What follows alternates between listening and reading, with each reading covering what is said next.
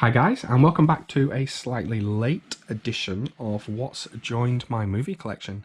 So guys, everything I'm going to show today arrived during the month of September, and I'm going to start with this awesome Texas Chainsaw bust from Germany. So usually I do save these busts until the end of the videos to showcase them, but I thought I'd mix things up this time and start with this absolute monster. Absolutely awesome.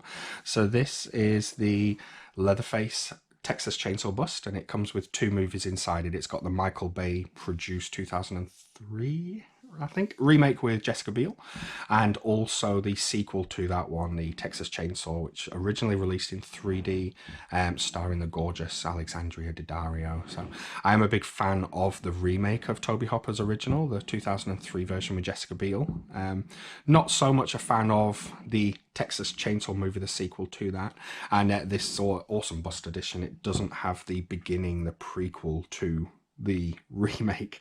Bit of a messed up series at the moment, but this bust is absolutely awesome. The detailing in Leatherface's skin mask is awesome. The blood on the apron and the detailing in the chainsaw, it's just so cool. And the writing as well for the title, the weight of the actual base as well, it's so solid, so heavy, you can really feel the quality in it, and it does look absolutely awesome. If you are a fan of horror movies and these type of editions, this is incredible. And typically in fashion with these German media book busts, it slots in the base at the back, which is awesome. And this edition was limited to only 222 in the whole world, and it hasn't yet sold out. So unfortunately, there doesn't seem to be much love for old Leatherface. I'll just move him back there and showcase the media book. So inside we've got first of all the Jessica Biel remake, and then at the back we've got the Texas Chainsaw unrated version, both on Blu-ray. Typical fashion with these German media books as well. We've got some production material and photographs in between. So yeah, very cool. This one was limited to exclusivity to a company called MediaMarkt in Germany, and they typically don't ship to Australia. So I was very grateful to my friend in Germany who was able to pick this up for me, box it up really well, and make sure it arrived here in Australia in one piece. So big shout out to him. Hey guys, I'll just move this big box out of the way. And what we'll do is we will start on the special labels that arrived this month. So first of all was a Arrow haul for their recent sale that they had on a buy one get one free sale. So I picked all of these ones up simply because to go towards the Arrow collection. A lot of these I didn't already own. A couple of them I do have on different formats, but not as part of the Arrow range, so I was very happy to grab these ones. First up I picked was 52 Pickup, the awesome Roy Scheider, and I haven't seen this movie, but I did have a friend here in Australia who posted up, he picked this up on Facebook and really enjoyed it. So Elmore Leonard, he's a great author, and John Frankenheimer's a great director, so yeah, looking forward to giving that one a go. And one that also arrived, also starring Roy Scheider. I did watch this when it arrived, and this is a great little movie. It really is. Basically, these two hitmen hired to kidnap this young child who's in witness protection. He's clearly seen something he shouldn't have done, and the mob boss hires these two hitmen to go and collect him and deliver the young boy to him. Yeah, very good, very graphic and violent in the opening, and then the contrast between these two hitmen. Roy Scheider is more of a calm and collected, seasoned professional, and the awesome Adam Baldwin, I've recently watched him in things like The Last Ship, and I revisited Firefly as well. I really do like Adam Baldwin. He's more of a young hothead who basically isn't as composed as Roy Scheider. They do clash with each other, and it's just a small sort of road movie with a very sort of dark undertone where they're taking this young boy to his death. But I really did enjoy my time with this one. I thought it was a great little movie, so highly recommend it. Also picked up Hired to Kill, so I also watched this one when it arrived. The awesome late great Oliver Reed there. Yeah, this one was very much like The Expendables. The story, instead of sort of the A, B, and C grade action stars of the 80s and 90s, this one actually featured a whole bunch of women who were going undercover into a country to take down a dictator, and they had to go undercover as models, catwalk models, led by C grade Sylvester Stallone, Brian Thompson. This was very dated, I'll be honest with you. I did have fun with it, but some of the dialogue in it was very cringing, especially with the attitude towards women and this chauvinist leader. There's no way this could have sort of been remade today, the way it sort of depicts and speaks about women. So, but I did enjoy my time. There was some fun to be had in that one. So picked up Hired to Kill. Also picked up Horror Express. Haven't seen this one yet, but the old Christopher Lee and Peter Cushing. Yeah, this one has some horror greats in it, so looking forward to that one. Also grabbed Island of Death. Not seen this one either, but I did like the artwork on this one, and it looks like it's my type of movie, so I'm guessing from the 70s. Haven't really done too much reading up about it, but looking forward to that one. Also two JLO classics, Death Walks at Midnight and Death Walks on High Heels. I do believe it's a part of a three Death Walks, maybe story, so I might have to track down the third one when I find out what that one's called. The Iguana with the Tongue of Fire, another JLO classic. I do like my Italian cinema, so I picked that one up as well. Bound. Now, I love this movie. One of the Wachowski brothers' pre-Matrix movies, Wachowski sisters. Yeah, Jennifer Tilly and Gina Gershon, absolutely brilliant in this one, and I haven't seen this since VHS days, so very happy to pick that one up, and I'm looking forward to giving that another watch on Blu-ray. And exactly the same with Dark Water. Not seen it since sort of early DVD days. I went through a phase at college, doing film studies at college, where Ring U came out, and then I just could not get enough of this Asian sort of supernatural ghost horror. Things like Yuan, The Grudge, and The Eye. And yeah, Dark Water, one of my favourites. So really looking forward to giving that another go. Similar to Lady Snowblood, I've seen this one before and do enjoy this movie, so very happy that Arrow released that one. And last but not least, Brian De Palma's Dress to Kill.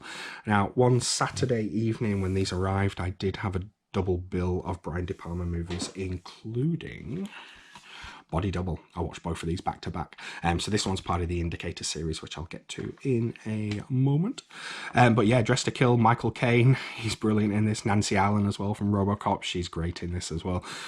Quite violent with some of the scenes involving a sort of straight razor. And it's very Hitchcock influenced. You can see influences from Psycho, which is great. And the artwork on this with the straight razor is absolutely brilliant.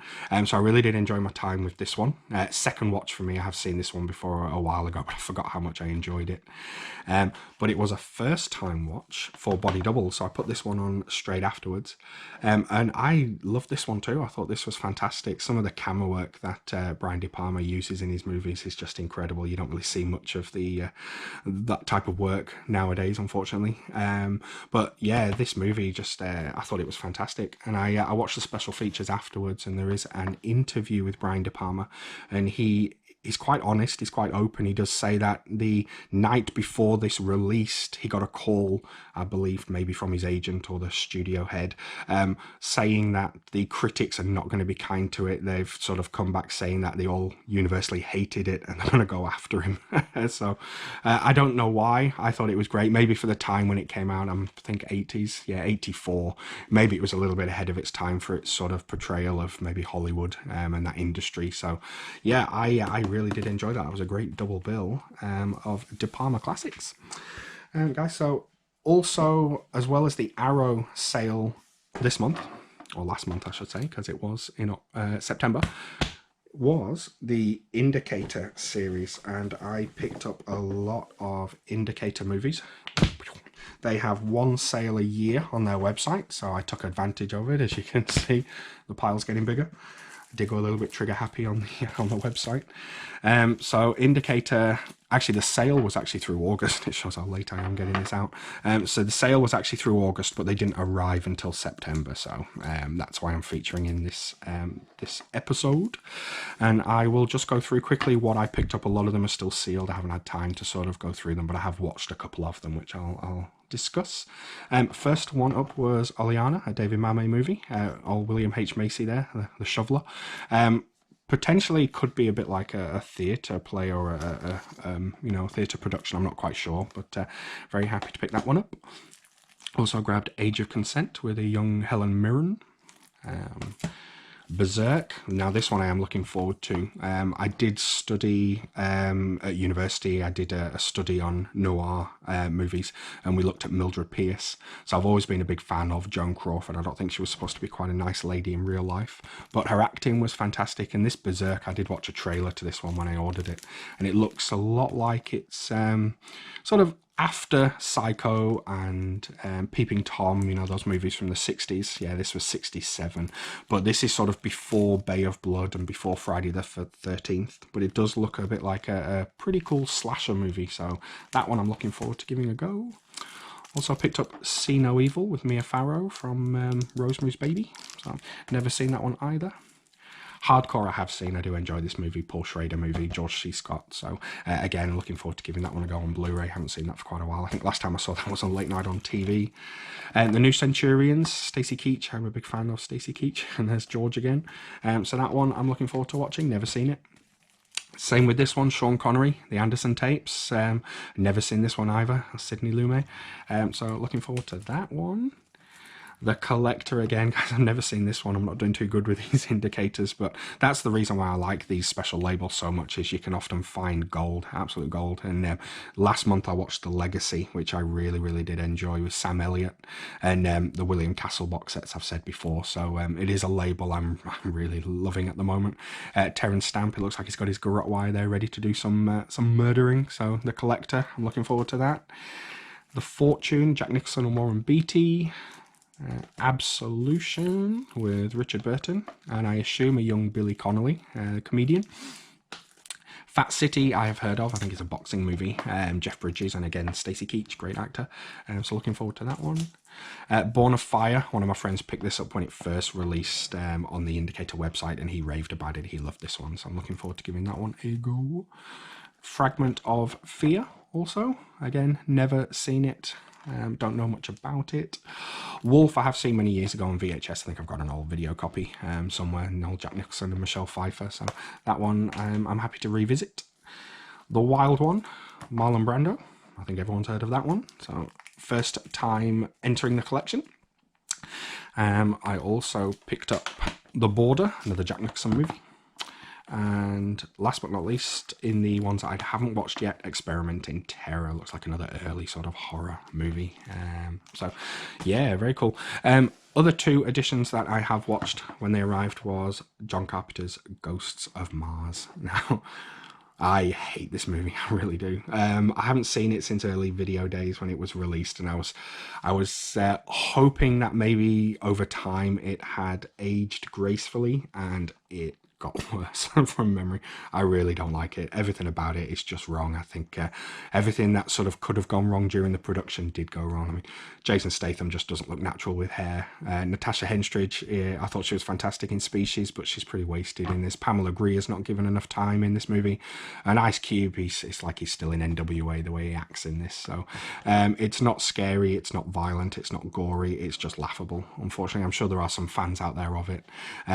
As a huge fan of John Carpenter's work, I am very happy he didn't end his directing career on this one. He did direct The Ward afterwards, because if this had have been his last movie behind the camera, what a sad way to go out. So yeah, Ghosts of Mars, I do not like it. But what I did love was this one, 10 Rillington Place. Absolutely amazing movie. This blew me away, and I think this one is going to stay with me for the rest of my life. It really is. I thought it was incredible.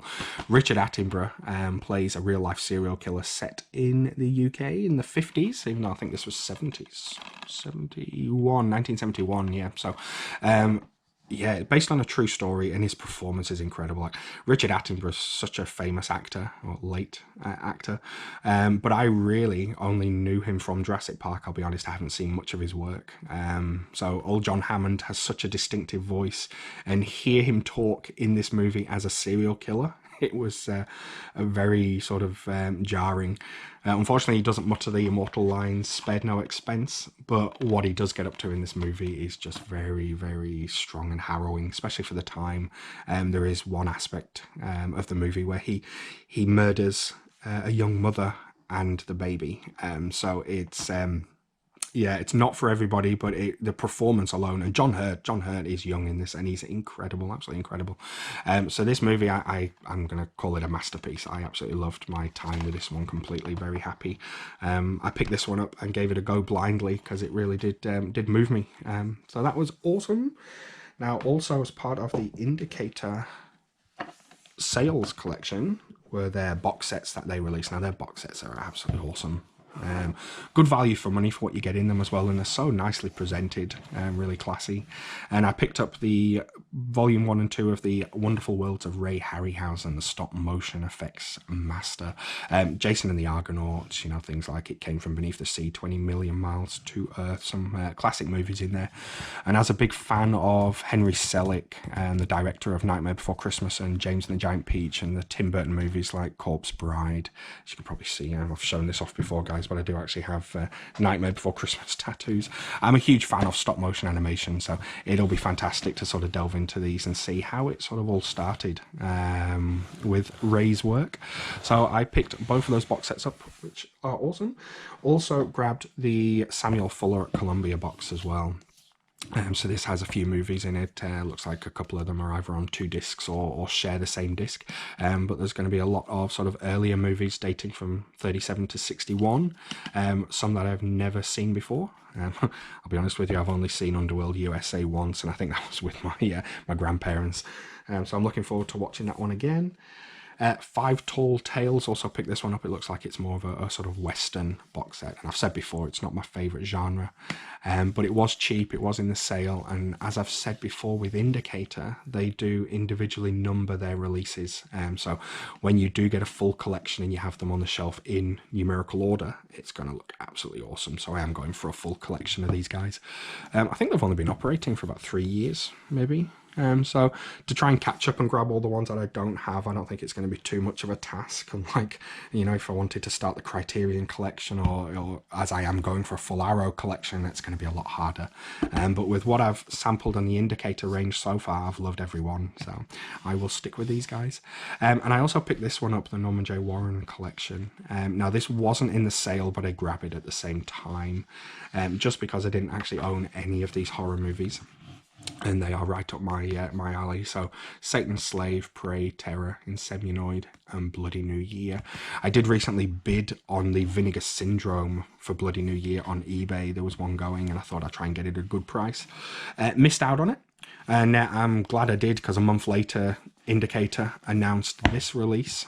And so now I own a copy of it, which is awesome. And the first time they've done this on their limited box sets is they've released each individual title in these really cool cardboard booklets, which is awesome. You know, the artwork's printed on the cardboard. It's not just a plastic box with an insert.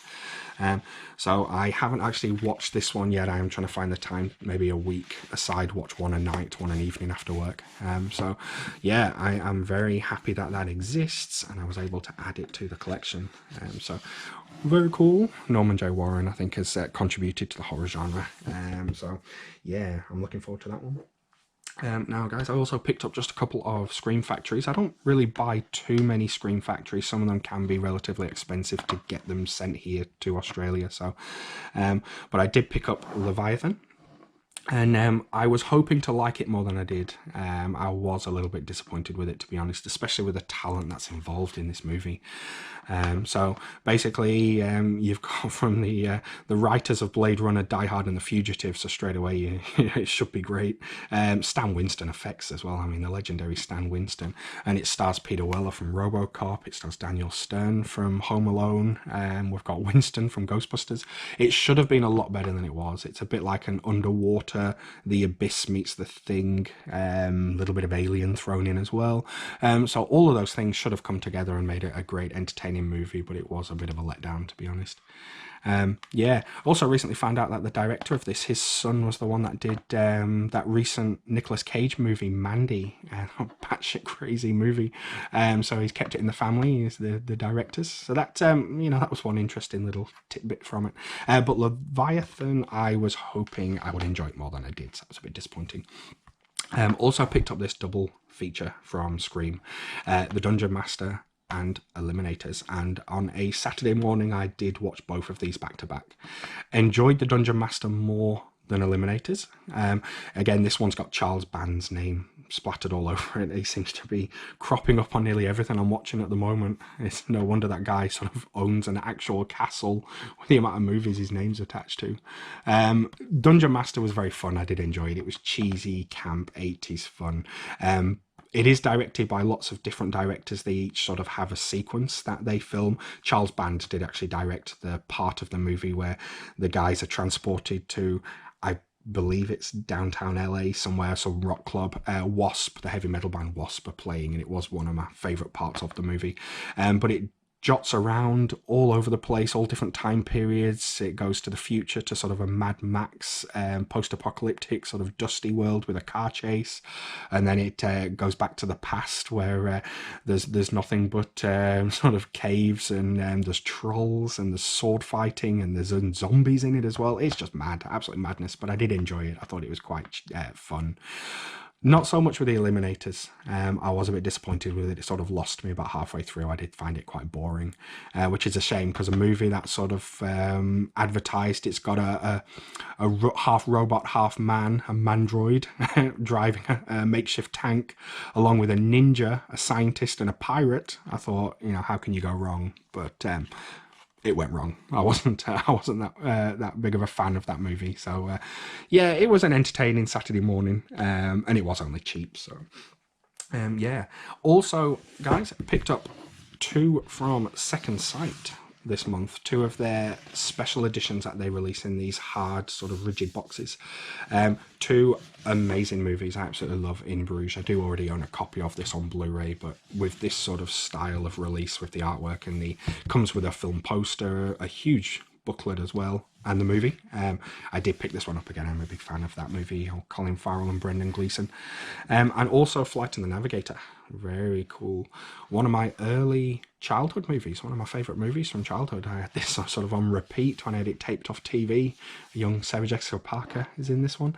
And again, it comes with a booklet. It's got the storyboards inside it as well, and a movie poster. And I won't get them out now, guys, but they do such awesome treatment when Second Sight release these movies in these hard boxes. They're awesome. Next up is Lee Whannell's Upgrade. That's getting that treatment, so I'll order that one as well, because I do enjoy those releases.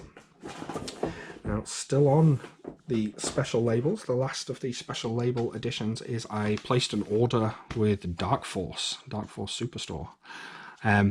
Now, guys, anybody who follows them on Facebook, they do have a sort of Facebook page advertising their business and their releases. There was a lot of drama this month, which I will get onto in a second. First of all, though, I did pick up Breeders.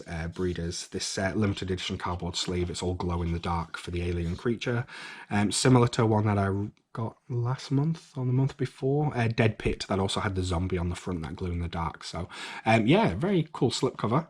The actual owner of Dark Force, David DeFalco, he does a lot of live streaming videos. Sometimes he goes a bit overboard, or most times he goes a bit overboard with what he says, but he does sort of promote these as being the very best sort of cult home video releases of all time. They're not at all, but they're pretty cool, and I do quite like this cardboard sleeve. The movie, on the other hand, is complete trash. If you've ever seen it, if you actually sat through this whole thing, it's not even B grade. It's lower than that. But one redeeming feature for me was Samantha Janus. I did grow up with her watching... Well, I didn't actually grow up with her, but I watched her in Game On, a UK comedy show, which I enjoyed. She was also in a movie called Up and Under with Neil Morrissey, a UK movie about rugby, and I did enjoy her in that as well.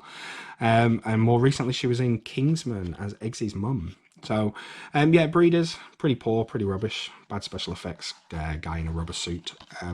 I did actually find it more interesting reading up about the movie afterwards. This young actress here, unfortunately, a year after this was released, she was murdered, brutally murdered by her current boyfriend, or ex-boyfriend just at the time.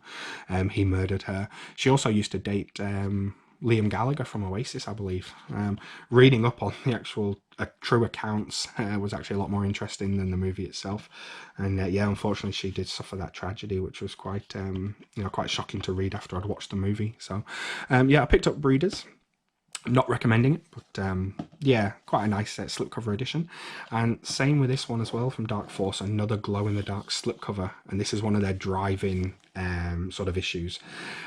Double bill, so we've got The Gates of Hell, or City of the Living Dead, as I more know it, a Fulci classic, and Psycho from Texas as well. I've never seen, but again, it's got a cardboard sleeve, custom made, that glows in the dark, so that's very cool as well.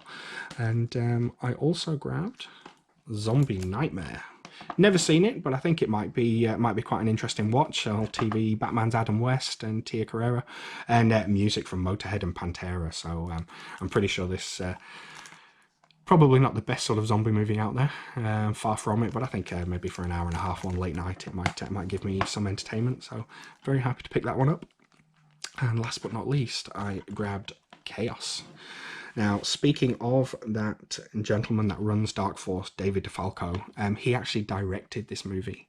Now, the reason I picked this up, I was interested to see what kind of movie a guy like that would have made. He recently, for Dark Force's latest release, which is called A Tour, The Fighting Eagle. Again, it's got a glow-in-the-dark cardboard sleeve. I just do think it looks very nice. But in order to promote that, they used a recent tragedy that happened in America. They sort of used that as a means to promote the movie, which wasn't clever, wasn't good marketing, and it did have a lot of backlash on their Facebook page. A lot of angry people saying how could they do that, and he came on a live video, an hour video, and I think it is being uploaded to YouTube now from one viewer, and he had a bit of a breakdown, bit of a long rant about his business and about trolls, Facebook trolls. So the guy himself was such a character. I wanted to see what kind of movie he would have made, so he directed this, and it wasn't that bad. It was competently directed. It is a complete rip-off of Last House on the Left. I mean, it's even got almost the same tagline as well. It is quite hard to stomach. It is a rape revenge movie, so it's it is a niche market. It's hard to call it entertainment when you're sitting there uncomfortably watching these events unfold to these young women. There was one scene in this one sequence which was very, very hard to stomach, I will admit. I do like extreme cinema. I do like to see what they can sort of get away with and push on camera. But there is one scene in this which I won't actually mention what happens in it. But if you are a fan of that sort of thing, I think you would enjoy this one. So yeah, I picked up Chaos. Now, guys, I'm just going to quickly jump onto these 3 DVD editions. A friend here in Australia called Roshan, he sent me these from his own personal collection because he's since upgraded these 3 movies to Blu-ray. So he didn't want these DVDs anymore, and he knew that I did like the artwork and these slipcovers. So he kindly offered to sell me these ones for my collection. And yeah, so first one is Seven. Now these are just standard Australian releases that I'd never seen before. These all came out before I moved here in 2011. So yeah, first of all, you can see Seven is cut out of the actual sleeve, and you can see the artwork underneath it, which is very awesome. It actually came with a comic book as well, which he still kept inside. So it's actually come with a comic book for the Gluttony story, which is cool. So that's the 2-disc DVD edition with limited edition cardboard sleeve. Also sent me Drag to Hell, Sam Raimi's Drag Me to Hell. I absolutely love this movie. Big Evil Dead fan. I thought this had a lot of Evil Dead influences. And this has like a coffin box, which is awesome, showing the artwork underneath. So again, it's just an O-ring slipcase, so the standard plastic box is inside. But yeah, it's that opening flap, like a a coffin, which is quite novel, quite unique. I'd never seen that before when I've been shopping around in all like the thrift stores and cash converters. I've never seen anyone put that up for sale. And House of Sand and Fog as well. Ben Kingsley in this is just incredible, absolutely incredible.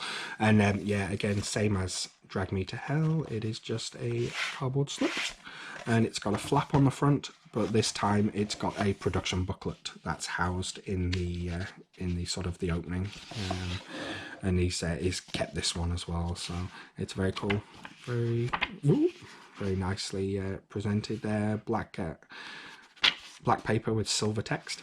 All about the movie. So yeah, they were three cool additions that you know, he was kind enough to sort of take out of his collection. Now that he's upgraded them to blue, he knew he'd never watch them again, and because I'm such a big lover of the artwork and the packaging on these releases, he was happy to send me them. So guys, I'm going to jump straight on to the TV shows now, and I'm going to start with The Terror. Anything that has Ridley Scott's name on it, you know, is going to be quality. And I did watch the first episode of this on one of the streaming services, and I thought, yeah, it's awesome. I'm going to buy this one. Hasn't been released here in Australia yet, so I did import this one from America. But I am looking forward to continuing on. I will probably start it again, watch that first episode again. I also watched Wolf Creek Season 1 not too long ago, so I'm happy to pick Season 2 up. I thought the movies are great. They're very violent, very vicious. Old Mick is awesome. So yeah, I think basing the TV shows around the same character sometimes might not work as a long TV show, 10, 12, 14 episodes, you know, that type of thing. Ash vs Evil Dead I thought was fantastic as well, basing a TV show on a horror movie, and I think Wolf Creek has done the same thing. Season 1 was great, and I'm looking forward to jumping into Season 2. Also picked up Ray Season 6, Ray Donovan. I did grab Season 5 last month. I think I showed that one off. And to continue on with the Ray Donovan series, I picked up Season 6. It was in the sale. It was 2 for $40 with 20% off as well. So I got that cheap. It's the latest season that's out to buy. And along with that, I picked up The Bay. Now, one reason I picked this up, also I do like my BBC and ITV dramas from the UK. I think they are very entertaining.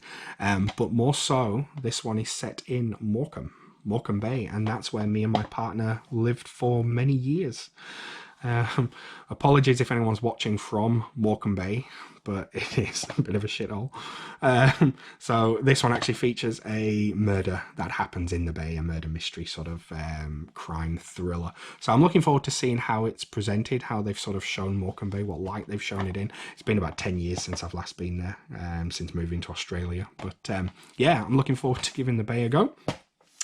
Now, last in the TV shows was this absolutely awesome show. Absolutely loving this, The Goldbergs. After we smashed Parks and Rec in the evenings, we needed another sort of 20-minute comedy show that we can watch while we're eating our evening meal. So we decided on The Goldbergs, and it's awesome, absolutely awesome. Season 1's upstairs at the moment.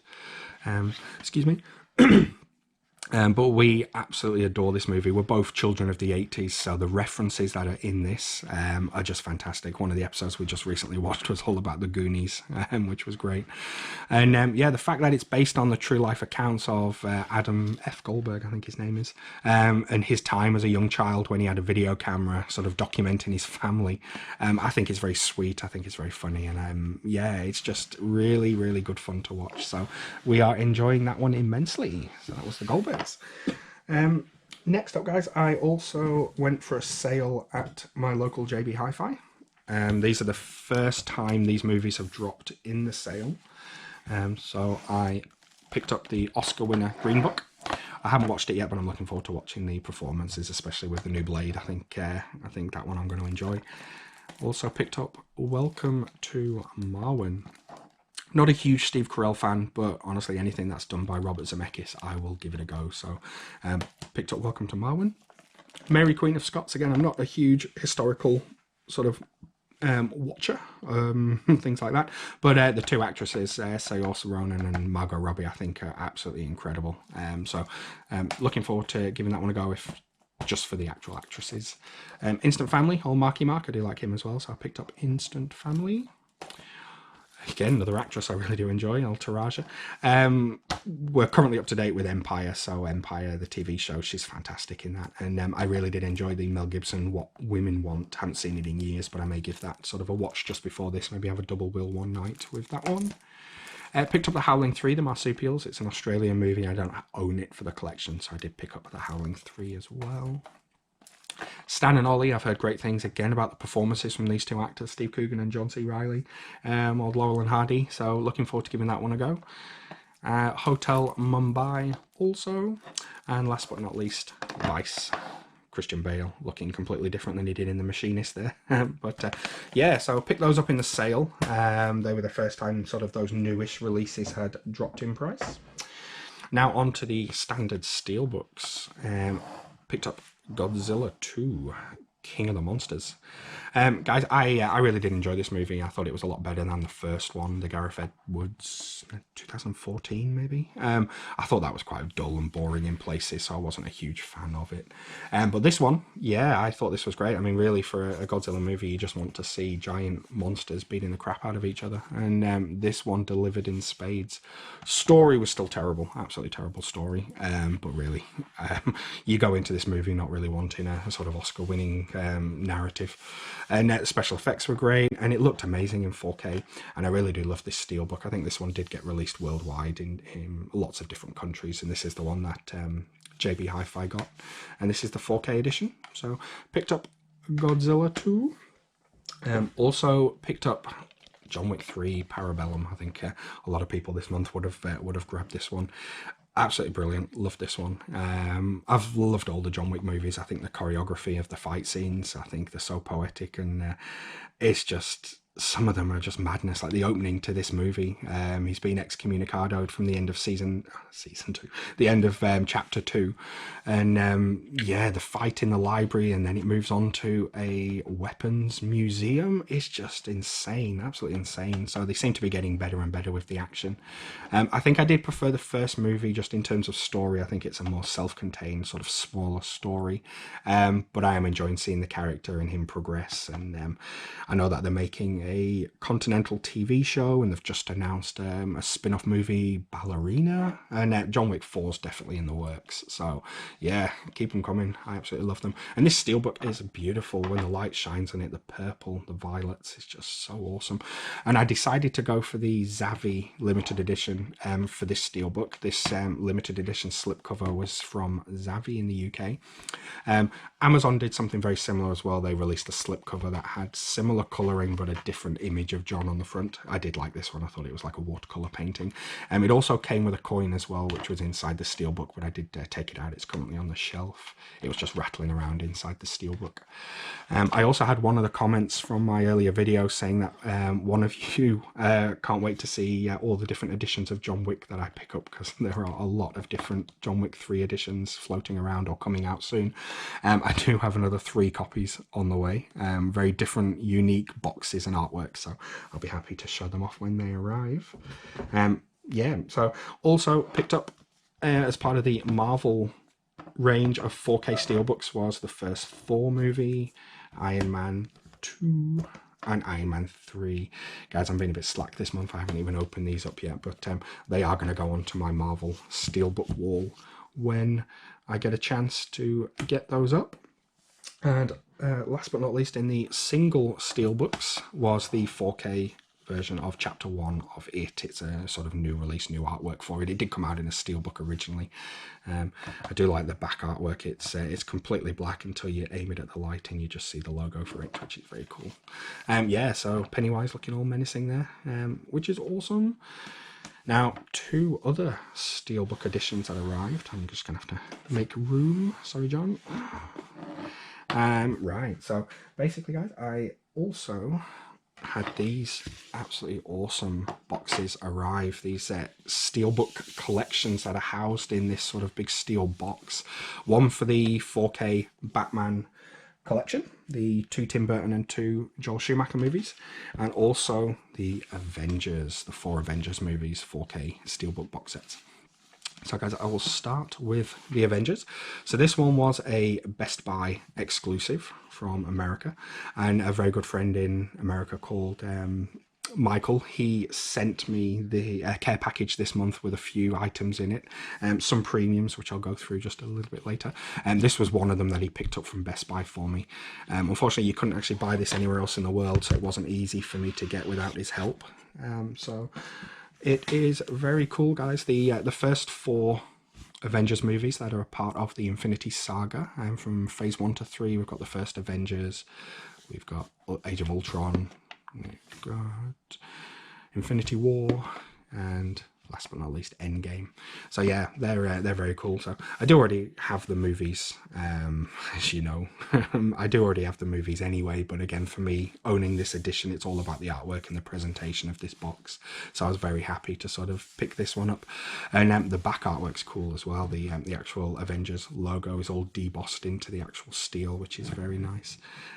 Yeah, so a very cool addition to the collection. And the same with Batman, at least how it's physically made. It feels very nice, the actual box. Now, this one arrived from Zavvi. This one was actually available to purchase in the UK, and as Zavvi do send to Australia.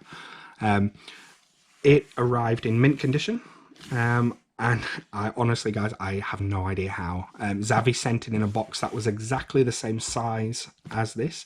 Very thin, flimsy box. No protection, no padding at all. I do have a friend here in Australia who also ordered one, and he sent me pictures of his when it arrived. It looked like somebody had played football with it. He sent me a picture and it was leaning to the side. It was all dented and pushed down. He is having a right battle with Zavvi at the moment, trying to get a replacement. They're not being too kind to him. Yeah, they've been quite mean with what they're suggesting, so that's not good. But I have heard their customer service is pretty poor.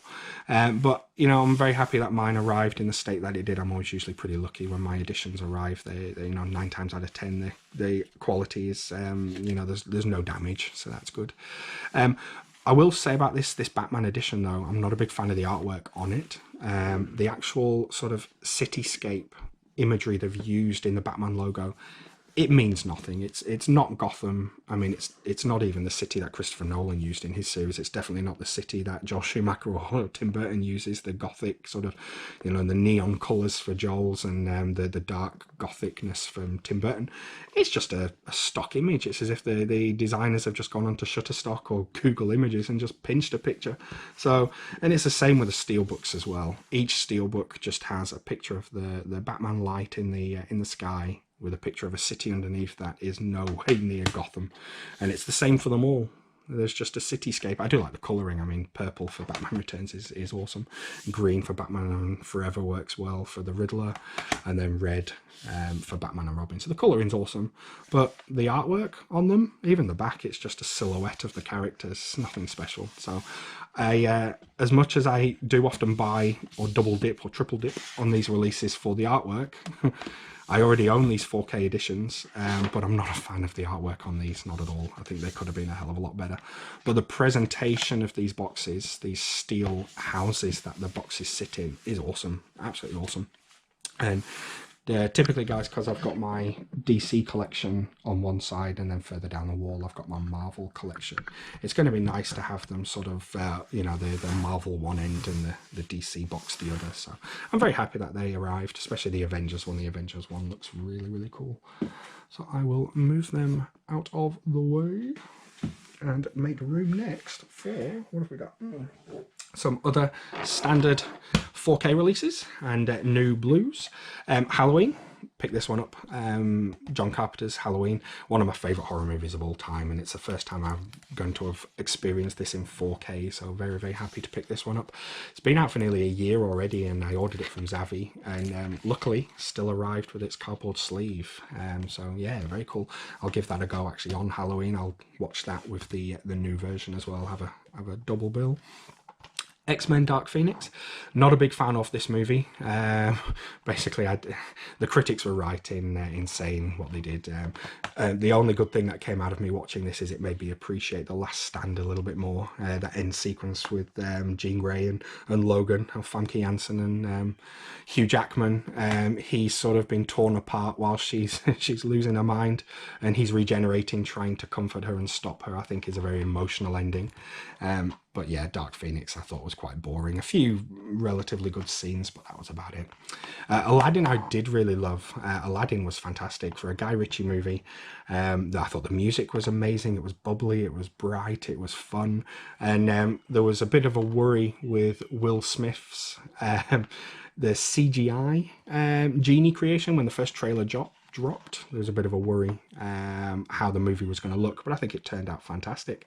So very happy to pick that one up. Child's Play, hated. Really did not like this movie at all. I'm not against remakes. I said right at the start about the Texas Chainsaw Massacre. I think it's great. I think Fede Alvarez's Evil Dead remake is a masterpiece. I think it's brilliant. Child's Play, I think when remakes are done right, they can introduce these characters to new generations, new younger audiences. You know, if they bring something new to the table as well, they can be interesting. And the idea of Chucky being this sort of smart doll where he can interact with technology, I thought was interesting. The implementation was terrible. It was just terrible. It really was. It was pretty dull in places. The death scenes were just unexciting, unimaginative. There was hardly any gore. And the fact that Chucky isn't evil towards Andy, again, it lost a lot of that sort of creepiness. So yeah, Mark Hamill did a good job as the voice, and Audrey Plaza I'm always a fan of, but I didn't really like that movie, unfortunately. And last but not least, I picked up Necrotronic. The directors of this, the producers, directors, they're a family team that do this. They directed Wormwood, Road of the Dead, and it was a very good sort of low-budget Australian zombie movie. This one, they've clearly upped the budget. It had a bit of ghost busting in it, a bit of demon hunting. It kind of started to lose me about halfway through. I think the idea of the movie was a lot better than the actual execution. Monica Bellucci, even though she's getting on a bit now, she was still gorgeous in it. But yeah, it is what it is. I enjoyed my time with it to a degree, but I wouldn't really want to go back to it anytime soon. So yeah, Necrotronic. Now, guys, we are running out of time. The time's ticking on, so I will have to rush through the premiums. First up was the Avengers In Game from Zavvi. Not really a premium, although Zavvi are trying to sort of get into the premium market. It's not really classed as a true premium, but it does have the 3D steelbook for Avengers In Game. And inside the extra box that arrives with it, it's got some enamel pins and some art cards, which is pretty cool. I know a lot of collectors, they did cancel their orders from Zavvi when they saw the quality of Captain Marvel, which I completely understand, guys. It was very expensive for what it is. The biggest faux pas for me is on the front artwork, no Captain America. One of the biggest Avengers, one of the most important. There's no Captain America, so that was a big disappointment for Endgame that they've omitted him from the front. It does have a glow up box though, a light up box, which is very cool. Let's see if I can just switch the light off so you can see that. I mean, that's pretty cool. And next up, they're releasing one for Spider-Man Far From Home as well. So it'll be nice to have Captain Marvel, this, and Spider-Man in a series. So yeah, that one arrived. Now, a genuine premium for a turkey of a movie, The Predator. Yeah, not a huge fan of this, not considering Shane Black was involved. This should have been a lot better than it was. This one was from Blue Fans.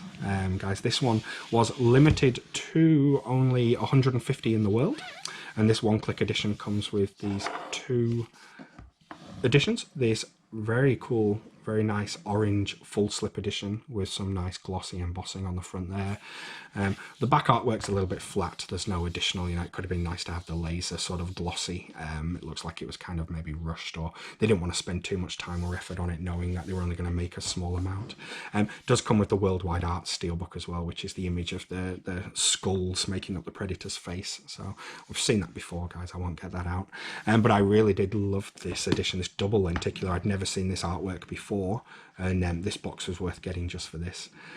Even though the movie is a complete turkey, I am finding myself enjoying it more and more. I've seen it twice now, and I think I'd happily sit down and watch it again.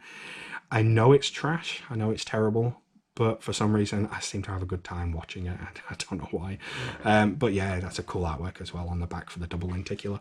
So that arrived from Blue Fans. And guys, I apologise if I'm going to be speeding through these because the camera's telling me it doesn't have much time left. So we're going to go pretty quick. Next up was Brightburn from the Wick collection. Now, I absolutely adore this edition, this box, and this movie. I thought this movie was fantastic. Quite gory in places, you know, that notion of what would happen if Superman arrived on the planet and was evil. This we're finally seen. The actor, the child actor, is amazing in it, but his character, the kid, is an absolute dick. Absolute dick. You just wouldn't want to cross him at all with the powers he's got. I really did love this movie. I thought it was a nice little horror movie, really sort of small, contained, you know, set on a farm. And yeah, the artwork is amazing. Looks like it's straight out of a comic book. And typically a lot of the releases for Brightburn, they were just all red and black. So when this one came out announced it was all blue, I just thought, yeah, that just looks something different and cool. So I bought that from the Wheat collection. Also from Wheat was this Black Panther. Now, they did release a one-click for Black Panther, which came with 4 very cool premium editions inside. Now, I only chose to go for this single lenticular. I already had the Black Panther Blue Fans one-click, so I didn't choose to go for the Wheat edition this time, but I have seen pictures and videos of it from other collectors, and it is stunning. So congratulations to anyone who picked one of those one-clicks up. It is beautiful. But I'm happy I got this single edition just because I got the custom steelbook, which is very cool. It's got debossing on the actual logo, and yeah, the back artwork's just as cool.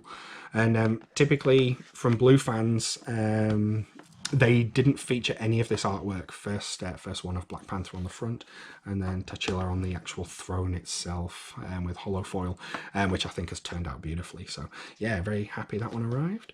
Also picked up from Manta Lab is another edition of A Star Is Born.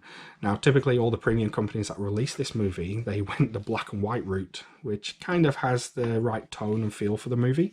But this was quite bright. The colour itself, you know, the yellowy sort of beigey colour, I think works really well tonally. It's like a sunset for the movie, which is beautiful. And it's got a very nice lenticular on the front. Again, it's got their own custom steelbook as well, which you could only get from Manta Lab. So that's their custom steelbook for this edition. And also in the same order from Manta Lab, I picked up this edition of Aquaman. So this version also has their own custom steelbook, and again this did come out as a one-click edition as well, but I didn't choose to go for the one-click from Manta because I already had the HD Zeta one-click, so I didn't want 2 one-clicks for this movie. I just wanted this edition here. So this actual artwork they did use, or HD Zeta did use it as well, guys. Just on this double lenticular one up here, I'll just take it down. I've had the back artwork presented because I do like this back artwork for it, but as you can see, both HD Zeta and Manta Lab decided to use the same image for their lenticulars. But when I've got it on the shelf, I'll have the HD Zeta one facing backwards and I'll have the Mantas facing forward. So yeah, very cool. And last but not least, guys, we're really running out of time. In the single premiums is these Jurassic Park editions. Now, these are from my friend Michael in America. He has been selling his collection. He's recently just got a new job and he's just had a new kid. So congratulations to him. He's growing his family. So he's getting out of the game. And I have been chasing and chasing these Jurassic Park premium editions from Film Arena for a long time. Been going for silly money on eBay, absolutely silly money. But he was offering to sell them to me. He knew they'd be going to a good home. So now I'm only missing Jurassic World. I already have Fallen Kingdom. I was able to pick that up direct from Film Arena, but I'm very happy that they have joined the collection because it's the only premiums that exist for Jurassic Park. So very happy that those have arrived. Guys, also, last but not least, in the one-clicks, if I can get through these before the camera dies, is Venom. So Blue Fans in China released 2 versions of Venom. They're getting greedier and greedier with the releases. A black one-click edition, which came with 3 versions of Venom, and then a white box edition, which came with another single full slip and their custom steelbook. So if we have time, I will quickly get them out, guys. Sorry, I'm rushing through this now. I just don't want the camera to die on me. There's the custom steelbook, which has very cool embossing in Venom's mouth and tongue.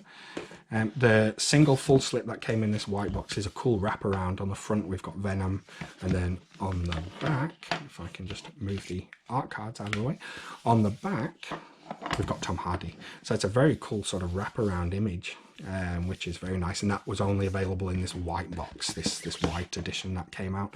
And in the black, if I can slide them out quickly, we have got the single lenticular, and this image was used on the front of Film Reader's Maniacs, but they didn't have it as a lenticular. Blue fans have used it and turned it into a lenticular, which is very cool.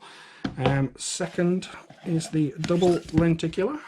That's the back artwork for it there of Tom and Venom. And then on the front side is my favourite, the teeth and the saliva. The imagery on that is stunning. Wheat Edition did release that same artwork as a lenticular, and I haven't seen it in hand, but I absolutely love that image, so that's cool. And then last but not least is this edition, which Amazon used on a limited edition small square box. It's the red artwork for it. And then what Blue fans have done is they've implemented it onto a full slip edition, all with steelbooks inside. Guys, so with about 30 seconds to go, thank you again for watching. Sorry it was such a rush at the end, and thanks for being patient with me getting this video out. Hopefully the next one will arrive on time, and again, I hope you've enjoyed it. Please leave comments. I do enjoy reading them, and I try and reply to them all. So yeah, thanks again for watching, guys. I appreciate it, and I will see you again next week. Cheers, bye.